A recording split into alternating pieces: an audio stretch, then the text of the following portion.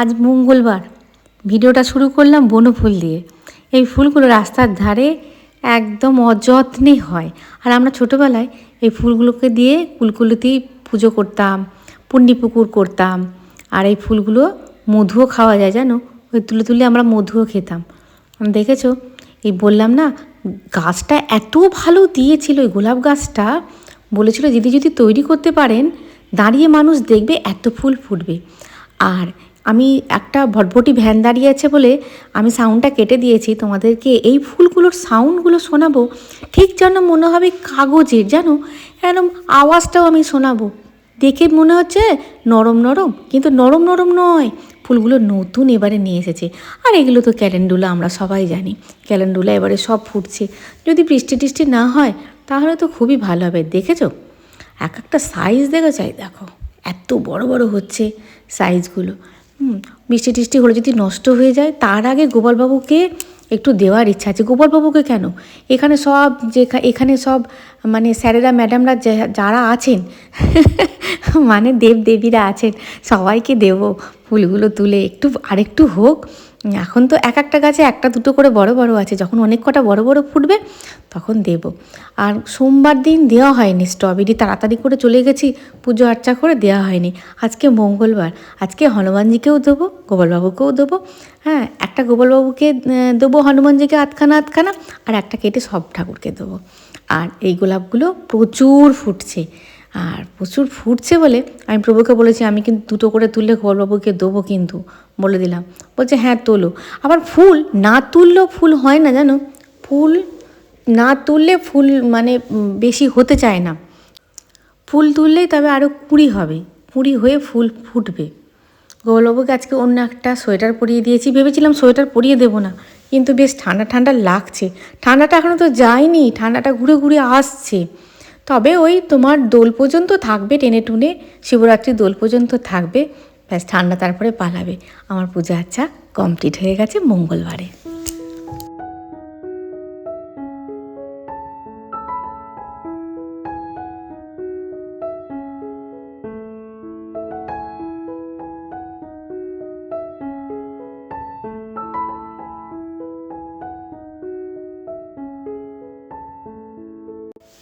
ছেলেটার সঙ্গে যাব, সময়ে পুজোটা কমপ্লিট হয়ে গিয়ে খুব ভালো হয়েছে, কিন্তু ভগবানের ইচ্ছা অন্যরকম ছিল। চলো পরে বলছি। এটা হচ্ছে মা তুলসীর মানে নৈবেদ্য। মা তুলসীকে দিয়ে দেওয়ার পরই পুজোটা কমপ্লিট হলো। আর এখানে নিয়েছি জিরে গুঁড়ো, লঙ্কা গুঁড়ো, একটু হলুদ গুঁড়ো, একটু চাল গুঁড়ো, আর একটু বেসন। তোমাদের মধ্যে একজন কমেন্ট করে বলেছিলে যে বেগুনের তেল লাগছে দিদি, তুমি এরকমভাবে বেগুন ভাজে, মানে এইরকম গুঁড়োগুলো করে নেওয়ার পর বেগুনটা দিতে বলেছিল। আর তার আগে তো আমার মনে নেই, আমি তো নুন হলুদ দিয়ে দিয়েছি, নুন হলুদ দিয়ে মাখানো আছে, ওই জন্য একটুখানি নুন দিলাম, নুনটা বেশি দিইনি, অল্প একটুখানি নুন দিলাম, দিয়ে ভালো করে একটুখানি মিশিয়ে নিতে হবে। আর এদিকে নুন হলুদ মাখানো হয়ে গেছে, আমার মনে তো নেই। ব্যাস এরকমভাবে কোট করে তারপরে তেলে ছেড়ে দিলে বলছে তেল নাকি বেশি টানবে না। দেখেছো, বেগুন এখন খাওয়া নয়, ভয় করে, ভিতরে আবার পোকা মোকা থাকলেই হয়ে গেল আর কি। এই দেখো তেল একদম গরম হয়ে গেছে, এইটুকুই তেল দিয়েছি। আমি তো পরে ভয়েস দিয়েছি, বিশ্বাস করবে না, তেল আর একটুও লাগেনি, ওই তেলেতেই হয়ে গেছে, এতটুকু তেল লাগেনি। সত্যি খুব মানে কাজের জিনিস হয়েছে জানো। কিন্তু আজকে অন্যমনস্কর জন্য অন্যমনস্ক যে তাড়াতাড়ি করছি, তো ওদের খেতে দেবো, ওরা পরীক্ষা দিতে যাবে, আর তাড়াহুড়ো করতে গিয়ে আমার একটা পিঠ একটুখানি পুড়ে গেছিলো, কমানোই ছিল, তারই মধ্যে একটুখানি পুড়ে গেছিলো। না হলে বিশ্বাস করবে না, ওই তেলের মধ্যেই কিন্তু আমার বেগুনগুলো হয়ে গেছে ভাজা। আর এই বেগুনগুলো ভাজতে কী তেল লাগছে, এটা আমাদের গাছের বেগুন নয়, কেনা বেগুন। আর দেখো ওদিকে ফুলকপি আলু পনিরের তরকারি হয়ে গেছে, এদিকে ভেজ ডাল করেছি। আজকে যেহেতু নিরামিষ, তোমার গাজর, একটুখানি ক্যাপসিকাম, তারপরে বিনস, মটরশুঁটি সব দিয়ে করেছি ভেজ ডাল, ভেজ মুগের ডাল। আর এদিকে অনেকটা পনির দিয়ে, আলু দিয়ে, ফুলকপি দিয়ে করেছি তরকারি। আর এখানে বেগুন ভাজা হচ্ছে। আজকে এই হবে। 10টা বাজতে 5, চান কর, কে আসবে বলছে? সুদীপের গাড়ি স্টার্ট হচ্ছে না, তো সুদীপ এখানে চলে আসতে পার বাবা, তুই আর তুই সুদীপ কেন, সুদীপ ওখানে চলে যাবে, সুদীপ সায়ন চলে আসবে। ও সায়ন যাবে, তুই সায়ন বাবা যাবি, চলে যাবি, আমি তো যাবো না আজকে।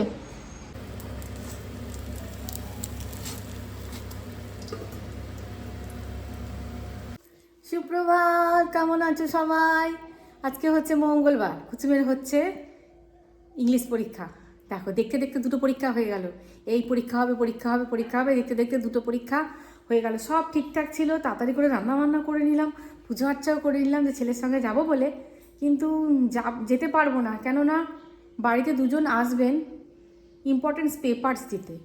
তাদেরকে সেই পেপারসগুলো একটু রিসিভ করতে হবে প্রথমত। দ্বিতীয়ত এইখানে পয়েন্ট করে আমাদেরই কাজের জন্য রড কাটা হবে। হ্যাঁ, তার জন্য এই ভিতরে পয়েন্ট করছে, তার দরজাটা তো খোলা থাকবে, মিস্ত্রি লেগেছে। প্রভু বলে আজকে তোমাকে যেতে হবে না, অন্য দিন যাবে। বললাম আচ্ছা ঠিক আছে, বাড়িতে একজন থাকতেই হবে। ব্যাস যাক গে, আর সেই মানে কি পরীক্ষার ইয়েতে এটা আমার তাড়াতাড়ি করে ইয়েও হয়ে গেল, রান্নাবান্নাও হয়ে গেল, পুজো আচ্চাও হয়ে গেল, কিন্তু যেতে পারবো না। সঙ্গে করে দেখবে এখানে থাকলেও টেনশান, কিন্তু পরীক্ষার ওইখানে থাকলে টেনশানটা একটু কম হয়, বাড়িতে থাকলে বেশি টেনশান হয়। কেমন কেমন হচ্ছে, কেমন লিখছে, হ্যাঁ কমন পেলো কি না, এই টেনশান চলতে থাকে। ওইখানে থাকলে বিভিন্নজন মায়েদের গল্প শোনা, মায়েরা আছে, গার্জেনরা আছে, একটু গল্প শুনতে শুনতে মনটা একটু অন্যমনস্ক হয়ে যায়। আর এদিকে পয়েন্ট করা আছে দরজা দিয়ে। আজকে ইংলিশটা তো ঠিকঠাক করবি। আরে ইংলিশটা কোনো ব্যাপার না।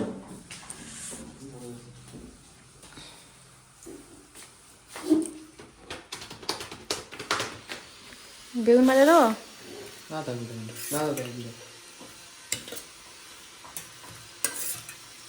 চলে আসবে নাকি থাকবে না? থাকবে। এগুলো কি? প্রভু তো কোনো জায়গায় গেলে আধ ঘন্টা আগে তৈরি হবে, তো আধ ঘন্টা পরে নয়। তোমার মাথার যন্ত্রণা ধরিয়ে দেবে, নাও নাও কখন যাবে। আর যদি কোনো অফিসিয়াল ব্যাপারে হয়, সেখানে যদি যেতে হয়, তোমার একদম প্যালপিটেশান ধরে যাবে। সকাল থেকে বলবে একদম ডট টাইমে, এর মধ্যে বেরোবো, এর মধ্যে উঠবে, একদম কালকে এর মধ্যে উঠে পড়বে, ঘুম থেকে উঠে পড়বে, এর মধ্যে কাজ ছেড়ে নেবে, এর মধ্যে রেডি হয়ে পড়বে, আমাকে যেন নাও নাও নাও নাও করতে না হয়। তোমার আগে থেকেই তোমার কি বলবো, তোমার প্যালপিটেশন আরম্ভ হয়ে যাবে। ছেলেকেও তাই খেতে খেতে বকছে, আমি তুমি আজকে একদম বকবে না, এখনও টাইম হাতে অনেক আছে, একদম বকবে না। ব্যাস গরম গরম খেতে দিয়ে দিলাম।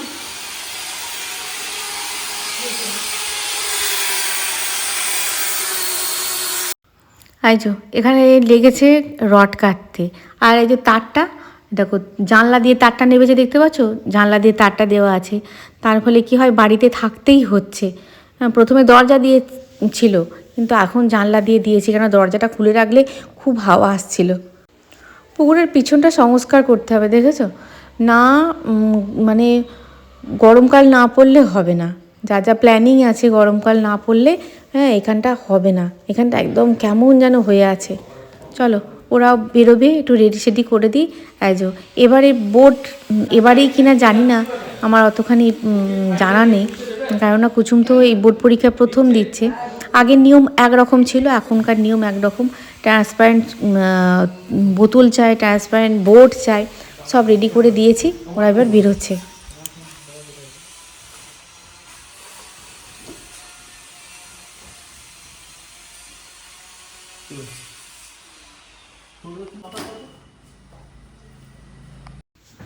মাফলারটা দিচ্ছি তো হাতে করে, মাফলারটা ফেলে দিয়ে চলে আসে। আলাম মাফলার মাথায় দিয়ে যা, হ্যাঁ এই কটা দিন অন্তত যত্ন কর শরীরটাকে, তারপরে যা মস্তানি দেখানোর তুই আর তোর বাবা মিলে দেখাবি। এই কদিন একটুখানি যা, সন্ধ্যাবেলা দেখবি ঠান্ডা হাওয়া লেগে যখন একটু মাথা যন্ত্রণা করবে, তখন আর পড়তে বসতে ইচ্ছা হবে না, পড়তে পারবি না। সুতরাং মাথাটাকেও এই ঠান্ডা হাওয়াটা লাগানো যাবে না। ওইদিকে সায়ন যাচ্ছে, সায়ন আমি যাচ্ছি না যেহেতু, সায়নকে ডেকে নিল। সায়ন আমাদের এখানেই এই বাড়ি, কুচুমের সঙ্গে একসঙ্গে পরীক্ষা দেবে। আলাম তাহলে ডেকে নে।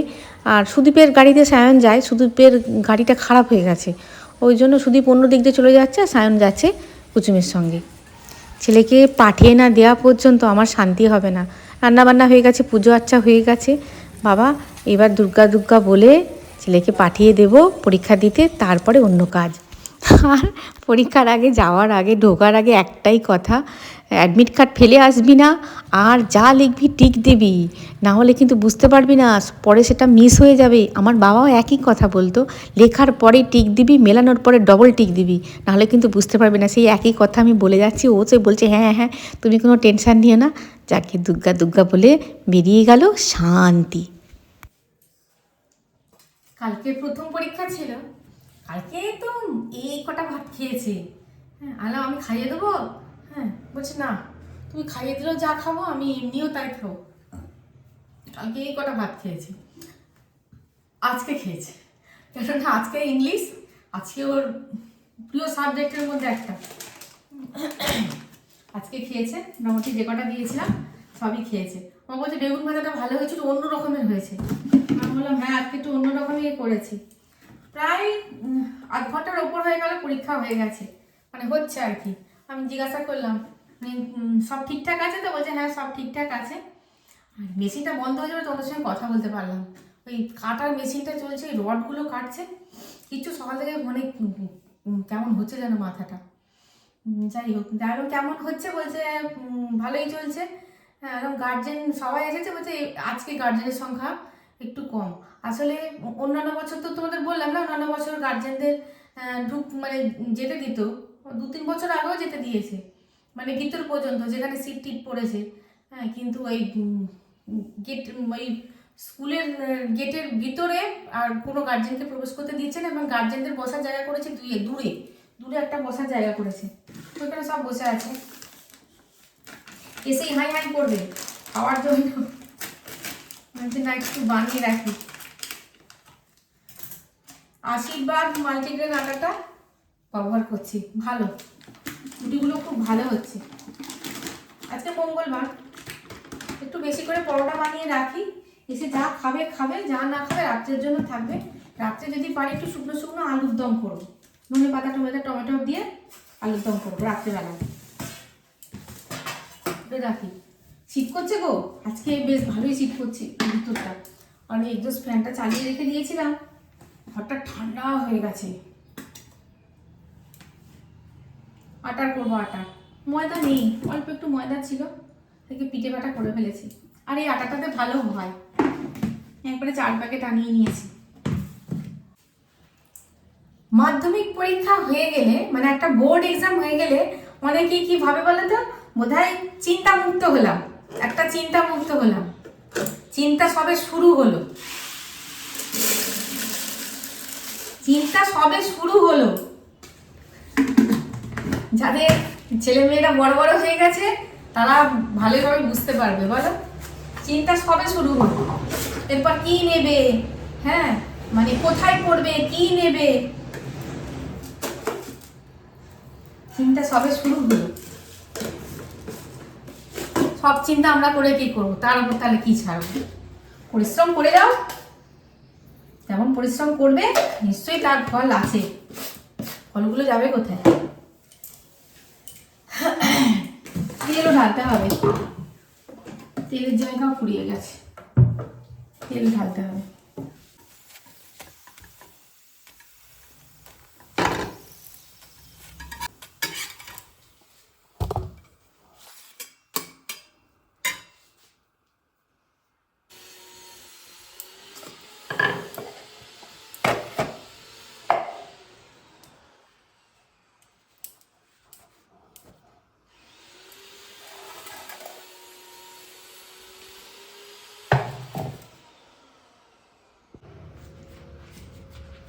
এরকম দেখলেই মনে পড়ে আমার বাবা পরীক্ষার সময় এরকম বলে থাক। আমাদের গাছ সেরকম ছিল না, একটা গাছ ছিল অনেক লম্বা, মানে পাড়ার লোক ছিল না, ওই জন্য আমার বাবা যাদের অনেক নারকেল গাছ আছে ওদের বলে রেখে দিত, আমাকে 1 কাঁদি কি 2 কাঁদি ডাব দিবি তো, আমার মেয়ের পরীক্ষা।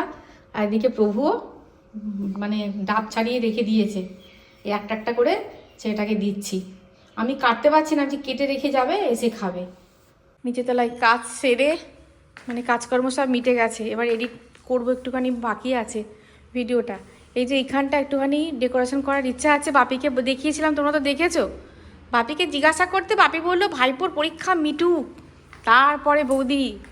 হ্যাঁ, বেটা খুব ঘোরায়, জানলাটা বন্ধ করি, জানলাটা দিয়ে কিছু, এই জানলাটা দিয়েও রোদ আসে, খুব সুন্দর রোদ আসে, তার সঙ্গে ধুলোও আসছে, জানলা বন্ধ করে দিই।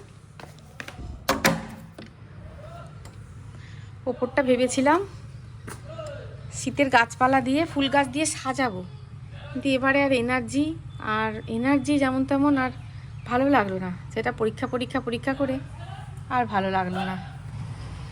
অন্যান্য বছর তোমরা দেখেছো তো উপরে সাজিয়ে ফেলি পিটুনিয়াগুলোকে নিয়ে। এই গাছটা কদিন জল দেওয়া হয়নি, গাছটা একদম ঝিমিয়ে গেছে।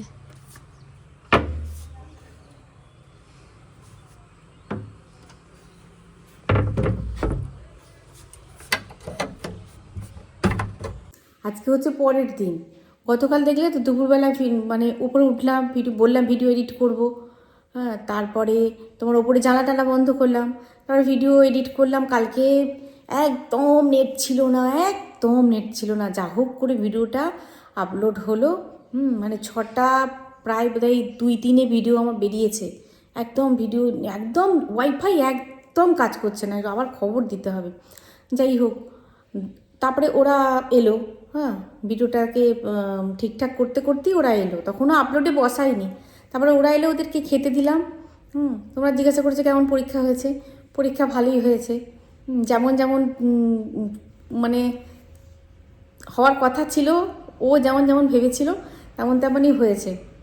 যাই হোক, ওদের খাওয়া টাওয়ার পর কুচুমকে বললাম তুই গিয়ে শুয়ে পড়বে যা, সোজা গিয়ে শুয়ে একটু ঘুমিয়ে নিয়ে যা। প্রভু একটুখানি ঘুমিয়ে নিল, দিয়ে প্রভুর কাজে বেরিয়ে গেল। আর আমিও তারপরে সন্ধ্যা টন্ধা দিলাম, হনুমান চালিশা পড়লাম। হ্যাঁ, তারপরে দিনের বেলা দেখলে তো পরোটা করে রেখে দিয়েছিলাম, বেশ অনেকটাই পরোটা করে রেখে দিয়েছিলাম। আর রাত্রেবেলা শুকনো করে, হ্যাঁ, একটু আলুর দম করলাম, চা করলাম, কুচুমকে কফি করে দিলাম, বললাম উঠে পড় পড়তে বস।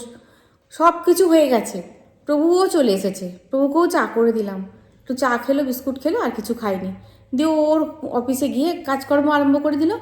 আর কুচুমও পড়তে বসলো, আর আমি ওই পাশের ঘরটায়, ছোটো মতন ঘরটায়, ওইটাই মানে আমি একটুখানি ফোন দেখছিলাম। সারাদিন তো ফোন দেখতে পাই না, ফোন দেখছিলাম। তখন বাজে কটা, 8:10-15 তখন বাজে। এবার দেয়ালে হেলান দিয়ে বসে দেখছি তো ফোনটা, আমার না পুরো বডিটা এরকম হেলে গেল, মানে দেয়ালটা মনে হচ্ছে কেঁপে গেল, আর বডিটা হেলে গেল। আমার কি মাথা ঘুরছে নাকি? মাথা ঘুরলো না, এটা তো ভূমিকম্প। তারপরে পাশে আলনাটা আছে, আলনাটাতে আমার এটা ঝুলছে, তোমার সোয়েটারটা ঝুলছে। সোয়েটারের হাতাটা দেখছি এরকম মানে খুব জোরে নয়, হালকা করে এরকম হচ্ছে। আর একদম নিশ্চিত তো ভূমিকম্প হচ্ছে। এইবার আমার ছেলেটা ঘরে আছে, প্রভু আছে ওপরে। এইবার হুড়মুড়ে আমি ছুটে ওদের ঘরে বলছি, মানে ওখান থেকে তো চিৎকার করলে ওরা শুনতে পাবে না, কুচুমের দরজা বন্ধ, প্রভু আছে ওপরে, মোটেই শুনতে পাবে না। হুড়মুড়িয়ে ছুটে এসে ওদের ঘরে বলবো যে ভূমিকম্প হচ্ছে, বাইরে চলো। মানে এত তাড়াতাড়ি করে এসেছি, একটা জুতো পরেছি, আর একটা জুতো এমনভাবে পরা হয়ে গেছে। আর তোমার এই দেওয়ালটা, কোণের দেওয়ালটা, মানে ওটা জায়গাটা একটু ছোটো আছে। ছুটে বেরোতে গিয়ে ভাই, তোমার খাটের মানে আলনাতে একটা পা লেগেছে, আর খাটেতে একটা পা লেগেছে। আলনাতে যে পাটা লেগেছে, আলনার পায়ের মধ্যে 2 আঙুল ঢুকে গেছে, শেষের 2 আঙুল তোমাদের দেখাতে পারছি না, কি বিভৎস, মানে কালছিটে পড়ে গেছে। 2 আঙুল ঢুকে গিয়ে আমি পুরো আছাড় খেয়ে পড়লাম। কথা তো মুখ দিয়ে বেরোলোই না যে ভূমিকম্প তার আগেই পড়ে মরেছি। তো কথা তো মুখ দিয়ে বেরোলোই না যে ভূমিকম্প হচ্ছে, তোরা বেরো। তারপরেই মানে বললাম না, আমার লাগুক, লাগলে বড় জোর আমার আঙুল 2 ভেঙে যাবে, তার তো বেশি কিছু হবে না। এই তো মানে কি বলবো, দেয়াল ভেঙে তো পড়ে ভেতরে মরে পড়ে থাকবো না। হামা করে ঘুরে দিয়ে ঘরটা থেকে বেরিয়েছি জানো। দিয়ে আমি, কুচুম অলরেডি বাইরেই ছিল, আমি জানিই না, অলরেডি বাইরেই ছিল। ও বাইরের উঠোনটাই ছিল, উঠোনটায় কী করছিল ভগবান জানে। ও তো মাঝে মাঝে বল নিয়ে এনে তা নিয়ে খেলা, পড়ার মাঝখানে এরকম করে। ও দেখছে যে ওই বালতি বৌদি ভর্তি করে রাখে, ও বালতির জল দেখছে এরকম ছলাক করে একটুখানি হয়েছে। ওরা ভয় ঘরে পালিয়ে এসেছে। ঘরে যখন ছুটে আসছে তখন দেখছি আমি হামাগুড়ি দিয়ে বেরোচ্ছি। ও তুমি হামাগুড়ি দিয়ে কী করছো? আমি বলছি বাইরে জল, ভূমিকম্প হচ্ছে, বাবাকে ডাক। হ্যাঁ, বলছি ওই জন্য জলটা এরকম হচ্ছে। আমি অন্য ব্যাপার ভেবেছি, ও অন্য ব্যাপার ভেবে ভূত ভেবেছে, ঘরের মধ্যে পালিয়ে এসেছে জানো। হাসছি এখন আমি, তখন আমার হাসির কন্ডিশন ছিল না। তারপরে প্রভু শুনে ছুটে বেরিয়ে এসেছে, আমরা গিয়ে গেটের কাছে দাঁড়িয়ে আছি জানো, এত যন্ত্রণা হচ্ছে, আঙুল দুটো, মাথাটা ওই দেয়ালের কোণে লেগেছে, এখানটা পুরো লম্বা হয়ে ফুলে গেছে জানো। কি মারাত্মক দুর্ঘটনা হতো, হনুমানজি বাঁচিয়ে দিয়েছে। হ্যাঁ, ঘরের বাড়িতে এসে যে একটুখানি বরফ দেবো, সে 5-7 মিনিট এখানে বাবা গো মা গো বাবা গো মা গো করে এখানে দাঁড়িয়ে রইলাম। আমি তো আজকে ভাবতেই পারিনি, আমি রাত্রেবেলা এত যন্ত্রণা হয়েছে, রাত্রেবেলা আমি সকালবেলা ভাবতে পারিনি যে আমি পা পেতে হাঁটতে পারবো। কিন্তু দেখলাম যে হ্যাঁ, ব্যথা আছে, আঙুল দুটো ব্যথা আছে, মানে কালচিটে পড়ে গেছে। আর্নিকাটা কালকে খেয়ে নিয়েছিলাম, আজকেও প্রায় 2বার খাবো। হ্যাঁ, দেখলাম ব্যথা আছে, কিন্তু যেটা ভেবেছিলাম ভেঙে টেঙে গেছে হয়তো পরীক্ষার সময়, ছেলেটা আমার খালি মনে হচ্ছে পরীক্ষার সময় পা দুটো আঙুল দুটো ভেঙে ফেললাম, পরীক্ষার সময় আঙুল দুটো ভেঙে ফেললাম, এই মনের মধ্যে হচ্ছে। যাই হোক, অনেকটা মানে কি বলবো, ব্যথা, প্রচণ্ড ব্যথা, তারই মধ্যে একটু ভালো আছি। হ্যাঁ, এই হচ্ছে, কি বিচ্ছিরি ব্যাপার বলো তো। হ্যাঁ, ভূমিকম্পে জানা ক্ষতি হতো, মানে আমার পড়ে গিয়ে তার থেকে বেশি ক্ষতি হতো। কালকে দিনটা খুব মানে বিপজ্জনকভাবে গেছে। তাহলে ভিডিওটা এই পর্যন্ত, দেখা হচ্ছে পরের ভিডিওয়। খুব ভালো থাকবে, খুব সুস্থ থাকবে। আর আছে বন্ধুরা।